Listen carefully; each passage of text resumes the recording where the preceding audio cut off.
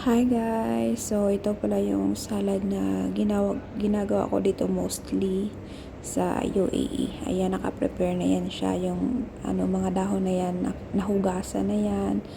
Ayan, may carrots, may pipino, merong iba't ibang kulay ng bell pepper, tapos lemon, at saka yung ingredients ng lemon na sauce.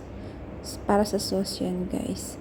So, ayan, naka-cuttings na siya. Pero yung pipino, i-shape ko yan mamaya.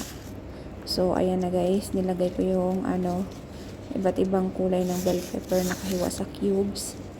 Yung dahon na yan, meron yung lettuce, lettuce yung maliliit, tapos may spinach at saka gergeer. So, ayan. Hirap pagka ikaw lang, wala kang videographer. So, ayan, mag-isa na lang gagawin yung video. So, ayan, nakasprinkle na yung mga bell pepper. Ayan. Yan yung ginawa ko sa pipino, guys. So, maninipis lang siya. Hirap kasi yung camera kasi ako lang mag-isa. Tapos, ayan yung carrots. Nag-grate lang din yung ginawa ko dyan, guys. So, ayan. Tapos, gawa na tayo ng sauce.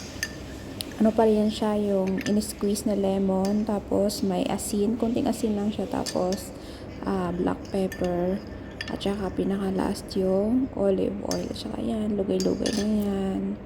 Tapos yan pala may olive, ayan, i-slice ko din yan ng maliliit, ayan siya guys, kinuha ko syempre yung buto, tapos ayan, toppings dyan, syempre, ayan, pag sinerve yan guys, ihalo-halo mo na yung sauce.